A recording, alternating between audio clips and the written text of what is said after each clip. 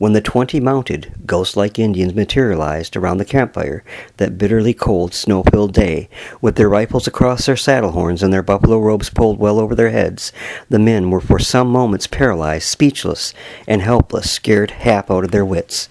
Memoirs of E.S. Tutt, His Early Days in Montana, edited by Louise and Fullen Artip, was published in the West in March 1969.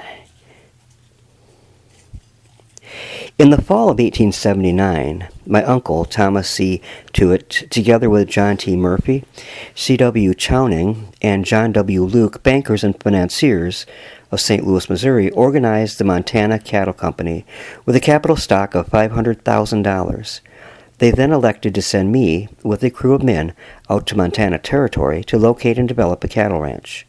We shipped out from St. Louis, Missouri on the 20th of October, carrying only our personal belongings with us. Then, on reaching the terminus of the railroad in Idaho, the closest rail point to our destination, we bought supplies and equipment for our ranching venture. Our outfit included a couple of wagons and teams, 12 saddle horses and gear, a year's supply of staple groceries, plenty of tobacco, extra clothing, bedding, and many other items such as hand tools and nails for building purposes, and at last but not least an assortment of firearms and a goodly supply of ammunition. By the middle of November, we had gotten our equipment together, and on the morning of the 16th, we headed out on an overland trek into the interior of the as yet vast open country of Montana Territory, where we intended to spend the winter. With the coming of spring, we were to establish the cattle business. In those days, there were few white settlements and still fewer roads or marked trails in Montana, and as our destination was more or less indefinite, we drifted along across country by easy stages, camping when and where we pleased and enjoying each day immensely. There were 6 of us in the party: Rose, a great brawny 6-foot Virginian, genial and whole-souled; Williams, a college professor; Carr, Zach, Elias, and myself, all jovial and as good fellows as you will ever meet. All but Zach and myself have long since gone over the Great Divide. All died young, and most of them died with their boots on. As we journeyed on our way, we supplemented our daily diet with a variety of game, which was plentiful in this part of the country at that time. Great herds of antelope roamed the prairie, and the bush along the streams were full of white-tailed deer, the fleetest and most worthy of the hunter's skill, as well as the most delicious when broiled over a bed of hot coals. Prairie chickens were almost everywhere, it seemed, and were so tame we could almost knock them over with a stick. However, we preferred to shoot their heads off with a small target rifle just to keep in good practice. The winter set in earlier than usual that fall, a full month ahead of time, according to the Indians, and we had no time to erect a cabin. So when the first storm struck, we pitched our tent in a little opening or park in the trees and brush along the creek bottom. This location afforded us a little protection from the wind, as well as a ready supply of wood for fuel. It was terribly cold that winter. The thermometer ranged from 30 to 45 degrees below zero for days at a time, and how the wind whistled over the wide stretches of benchland. It snowed, too, until it was about 36 inches deep on the level. By and by, the sun would shine, and a warm Chinook wind would spring up, and the snow would begin to melt and settle. But before it had a chance to melt to any great extent, the sun would go down and everything would freeze again tighter than a drum.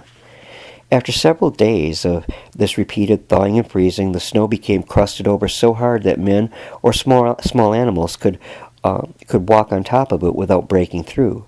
But all of the larger animals that were compelled to look for their food had a hard time of it, as they would break through at every step, and the sharp ice would cut like points of steel.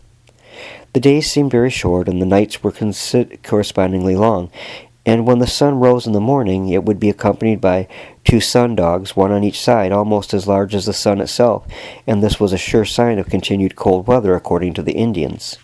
Despite the cold, snow, and wind, and our makeshift shelter, we had a glorious time that first winter in Montana Territory. And we were fairly comfortable, as we had plenty of grub and lots of blankets to keep us warm.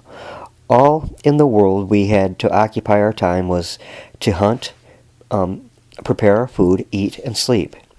We would build great log fires just outside of our tent opening, and we would all sit around the fire and smoke and tell stories. And what stories we conjured up, and the wonderful dishes we dreamed up, concocted, and cooked, makes my mouth water even now. We had the most delicious rolls baked in a Dutch oven, and prairie chicken baked in the same way, stuffed with oatmeal with a pinch of sage, salt, and pepper, and potatoes roasted in the hot ashes. I tell you, it was food fit for the gods, and with our appetites sharpened by the cold weather and our outdoor living, we did ample justice to it. The trees around our camp represented a strange and grotesque appearance as we kept them loaded down with game frozen solid as a rock. We hung the dressed deer, antelope, and prairie chickens up as high as we could reach in the tree limbs so as to keep the predatory animals from filching the meat from us. About the time we went into camp on the stream, a small band of Red River breed or half-breed Indians located on the same stream some 15 miles above us. They were refugees from the Great Real Rebellion in Canada and had become gypsy-like wanderers of the vast prairie regions, happy and contented wherever and whenever they found an abundance of wild game. Their mode of travel was by means of the very amazing high-wheeled Red River cart, which was constructed without nails or iron, but was bound together with thongs of rawhide. The great wheels were so shaped or dished that they used them also for boats in making river crossings. When they came to a deep stream, they simply removed the cartwheels and bound buffalo hides over them, thereby transforming them into circular-shaped boats capable of transporting all of their belongings safely across the streams.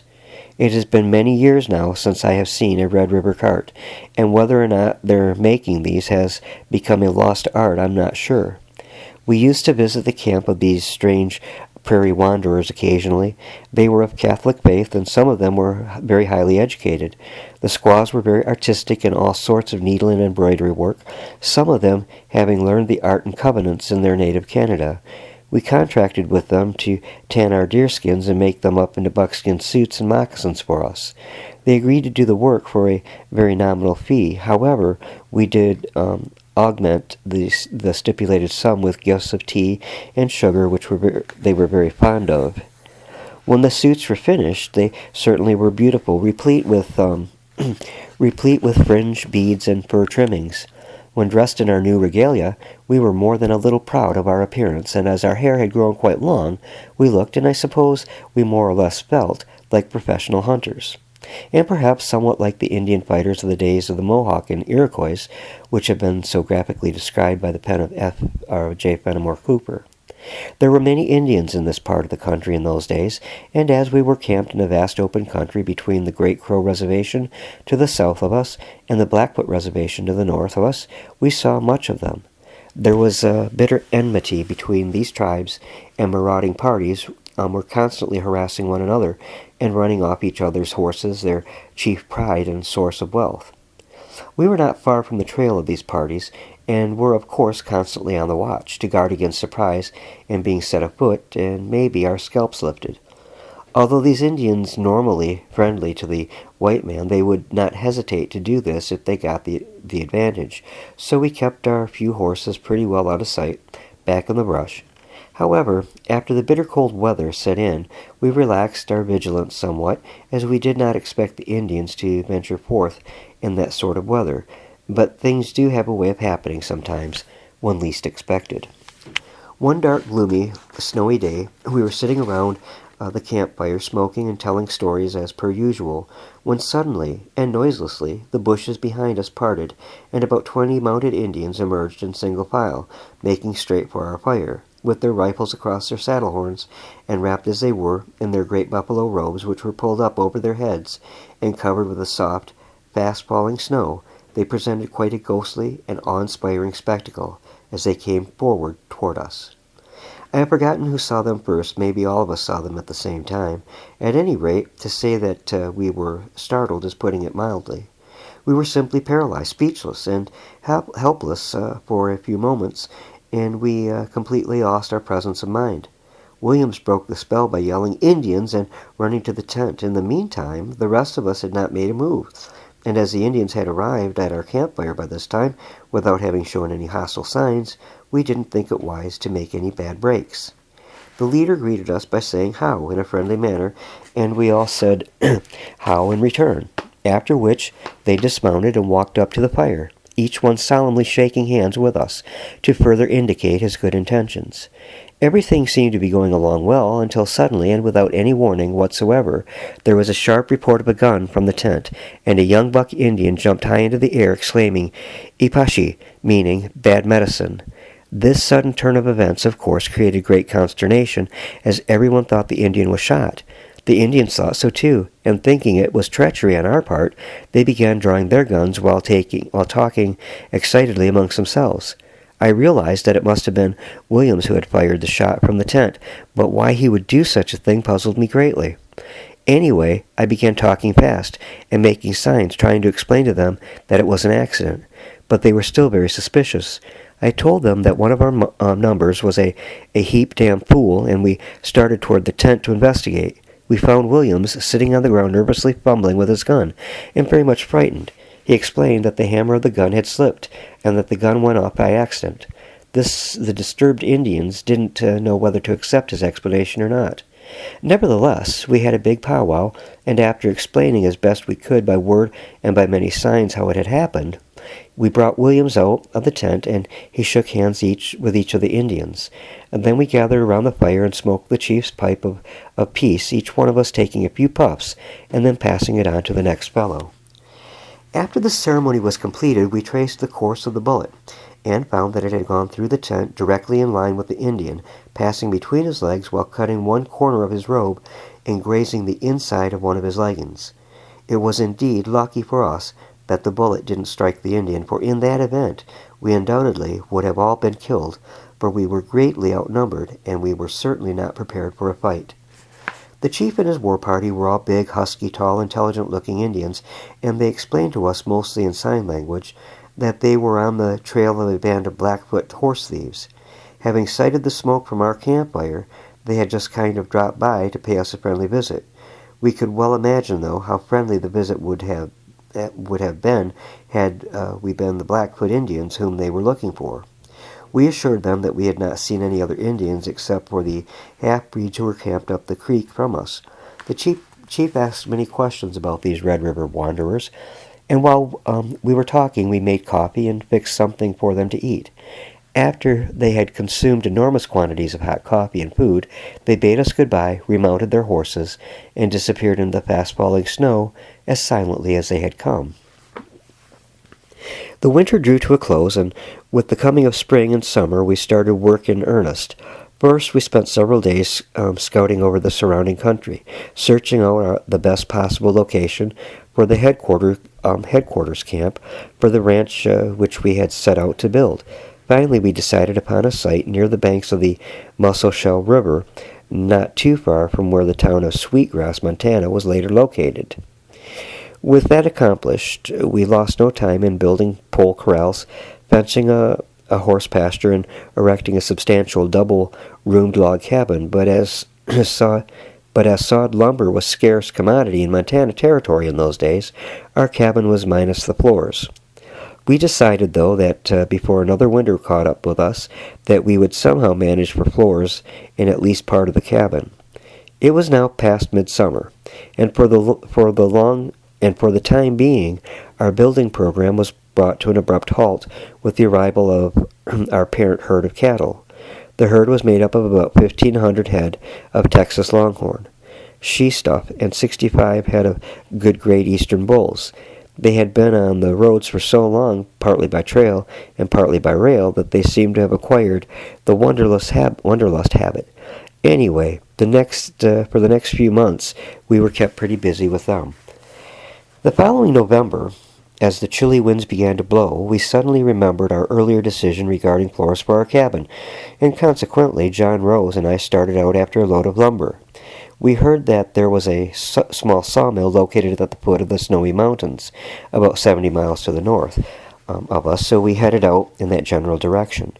There were no established roads or marked trails, so to speak, of in this area as yet. So day by day we meandered along northward through seemingly endless miles of low, rolling, broken, hilly country.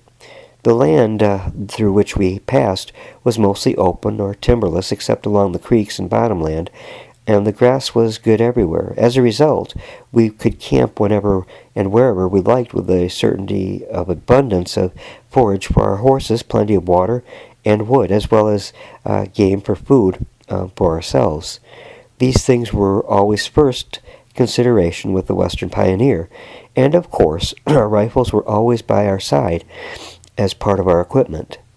Other than using them to kill game for food, we had to be prepared to protect ourselves against marauding Indians and renegade whites as well. Early one morning, as we were crossing a wide grassy plain, a grand view of a towering snow-capped mountain range loomed up in the distance out ahead of us, and we knew we were on the last stage of our journey.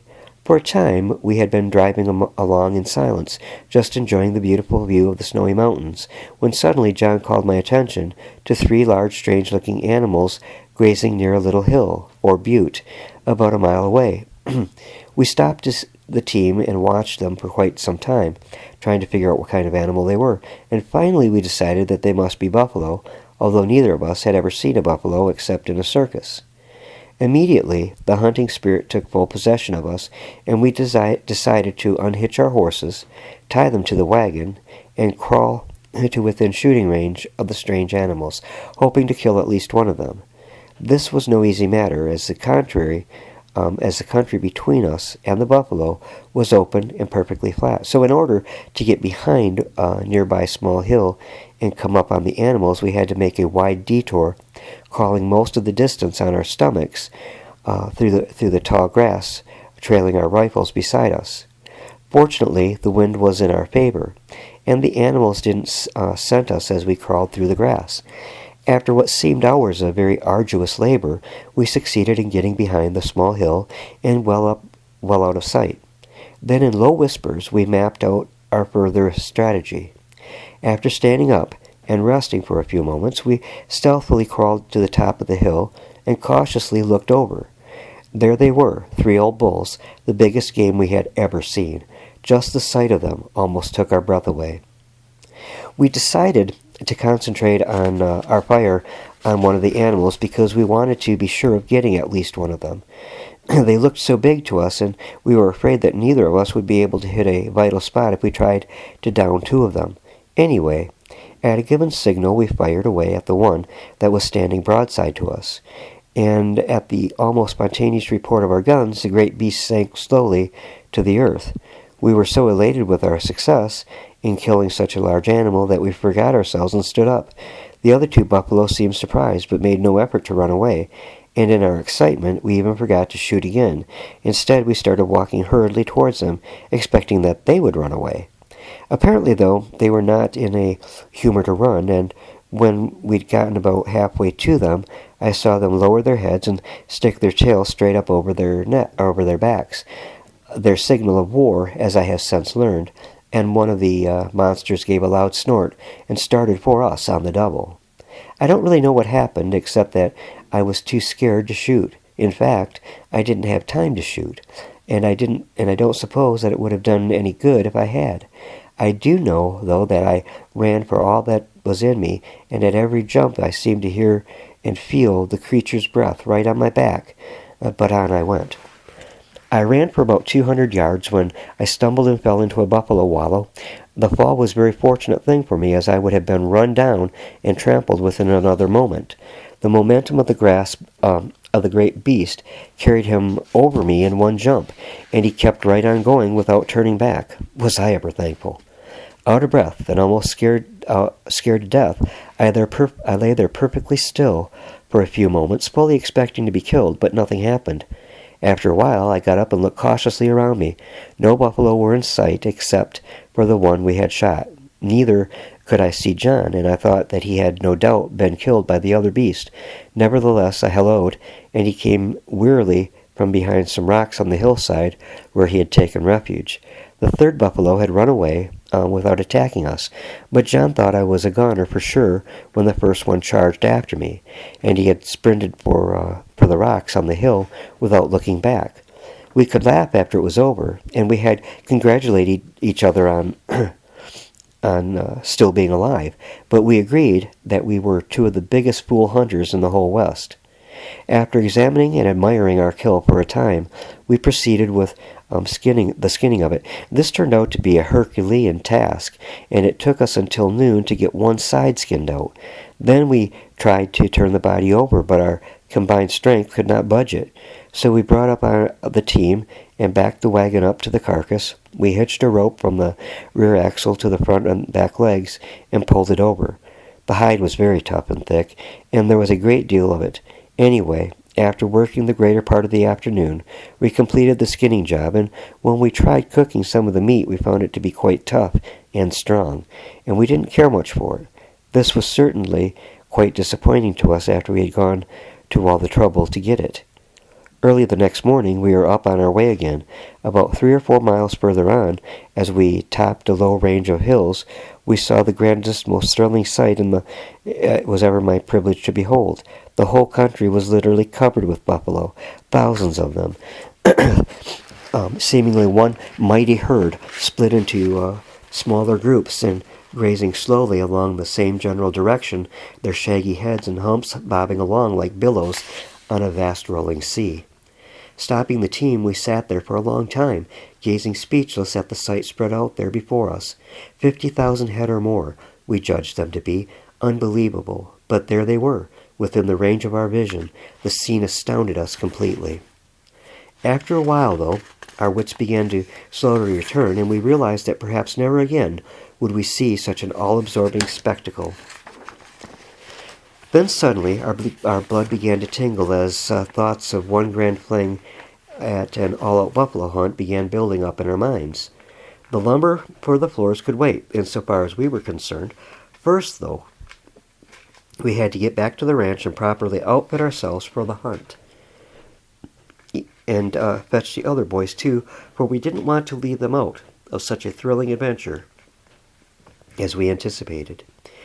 We were several days out from the ranch, but we made the return trip in half the time, and when we told the other boys what we had seen, they thought our story incredulous at first.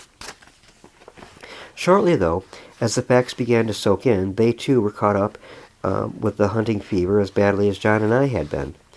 Even though we had reached camp late that night, there was no sleep until we had gotten things together and made ready for the grand hunt of our lives.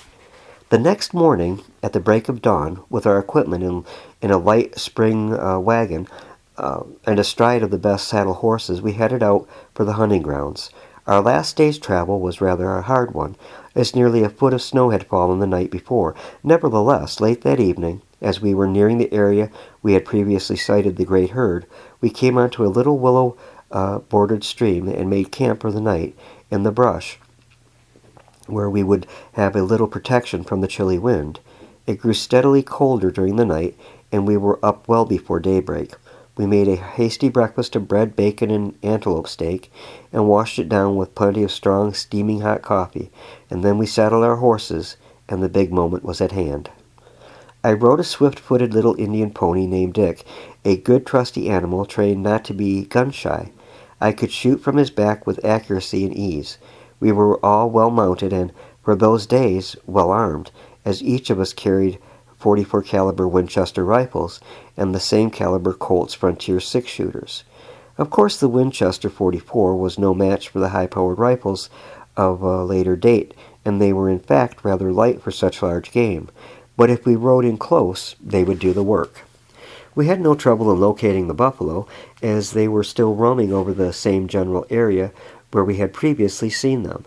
When we rode in among them and started shooting, the great herd stampeded, and as we rode with them, the din and clamor set up by such a multitude of hoofs pounding the snowy earth added more than a little measure of awe to the thrilling experience of such a wild ride. There were so many of them that it seemed next to impossible to get out of range of them. We shot right and left, and the dangerous chase was so fast and furious, and the excitement so great that before many minutes had passed, both we and our horses were in perfect lather with perspiration, although the weather was freezing cold. The younger animals carried a finer, better coat of hair than the older ones, and as we were especially desirous of skins to make robes, rugs, overcoats, and so on, we tried to confine our fire to the younger ones. To the meat of the younger animals was more tender and much better flavored than the flesh of the older animals. The final count for the day's work was more than 50 head killed, and we were all dead tired by the time the chase was ended. Even so, after we had rested a while, we had eaten an enormous supper, a broiled buffalo hump. Our weariness was soon forgotten. With the zest of youth, the spirit of adventure, bred by dangerous living in a wild country, we were again ready for come what may. That night we sat about our campfire and related our individual experiences. We found that during the day most of us had some very narrow escapes from being run over and trampled by the mighty surging mass of stampeding beasts, but it was all in a day's work for us. We did not wish to renew the hunt, as we had all the buffalo we could attend to for several days. However, during the chase I had observed among the herd some fat, fleecy-looking calves, and had decided that their nice, slick, furry-like skin would make an elegant overcoat. As a result, the next morning I started out alone to get my overcoat material, leaving the other boys to go ahead with the skinning up job, which was really no easy task, as the carcasses were scattered over a distance of several miles. The calves were very wiry and swift. Regardless, I soon succeeded in killing three very fine ones, without too much trouble. Then I ran into a little hard luck with the fourth one. As with the others, I ran my horse alongside of this one and shot him with my six-shooter. Instead of falling, as I expected him to do, he turned short around and butted his head between my horse's front legs. Down went the horse over the calf, and I catapulted out about 20 feet ahead of them, in the snow. By the time I had scrambled up out of the snow and had gotten back to my horse, the calf was fully 75 yards ahead of me and going like the wind. My six-shooter was buried somewhere in the snow, but I grabbed my rifle from the scabbard on the saddle and soon brought him down. The skins from the four I estimated would be sufficient for my coat, and I was very proud that I had secured them. Some of the skins were very beautiful, soft, silky, and almost black, and all told, we had plenty for all the robes, blankets, coats, and floor mats that we needed.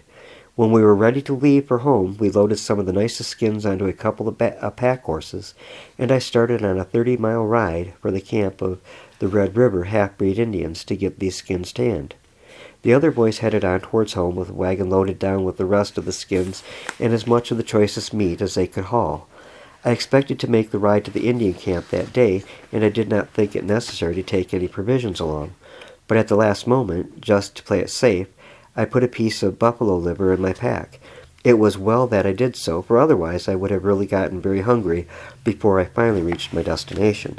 It began snowing shortly after I broke camp, and as the day wore on, it grew steadily worse until at times it reached blizzard proportions. When the night came on and I had not found the Indian camp, I began to think I was lost and was in for it for sure. There was nothing to do, though, except to make the best of it. Darkness was fast falling by then, and I had to work quickly, so I hastily selected a campsite among the brush and timber. First I got a big fire going, and then I unpacked the green hides and used some of them to make a kind of makeshift windbreak for the horses and myself. After that was done, I broiled some of the buffalo liver, which I had brought along, on a stick before the fire, and made out with my supper, even if it did taste a little flat without any salt or pepper to season it with. But taken on by the whole, I got along quite nicely by using some of the skins for blankets. The night did seem exceedingly long, and lonely, though, and I didn't sleep much, as I was up and down a lot keeping the fire going throughout the long hours.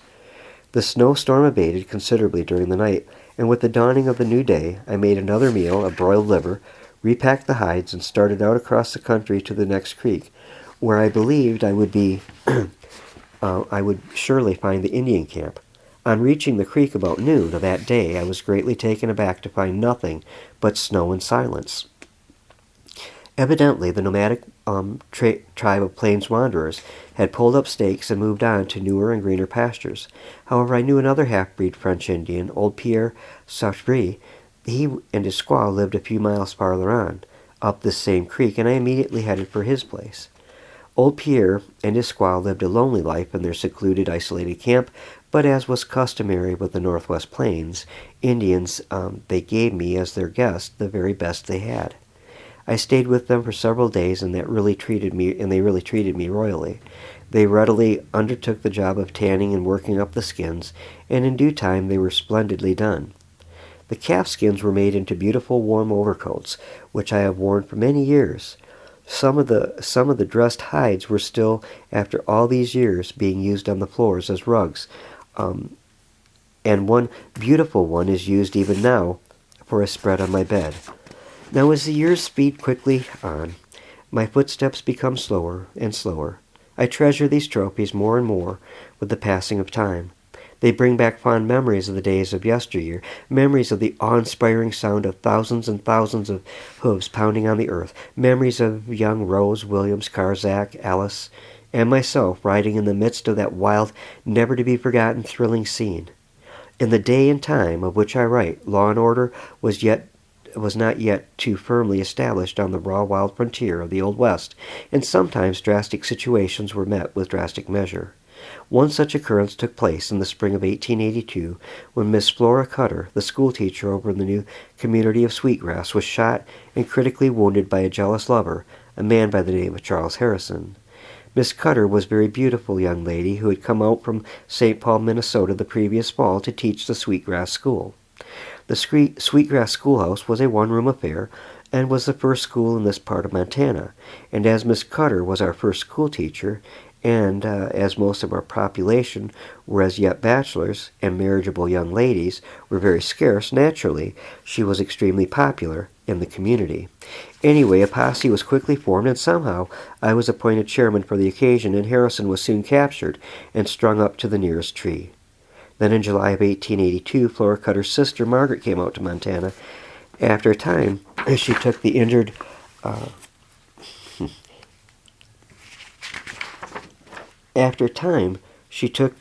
girl by stage and train back to St. Paul, where after lingering on for a few months' time, Miss Flora passed away.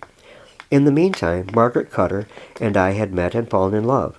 Consequently, that fall, after I had taken a trainload of cattle to Chicago, I came home by way of St. Paul, and we were married. However, Margaret remained at her own home until after her sister Flora passed away, and it was not until March of 1883 that she joined me in Montana, where we spent many happy years together. To begin with, the cattle business in Montana was not all easy sledding. At first, we tried to get the cattle through the winters on what feed they could forage for themselves. This plan worked out very well during open and mild winters. However, when hard winters did hit us, we lost much stock until we learned the hard way that we had to have some feed stored away to tide us over the rough spots. In bad blizzards, the cattle would drift into low swales, draws, or cut banks where they would have some protection from the Arctic-like winds.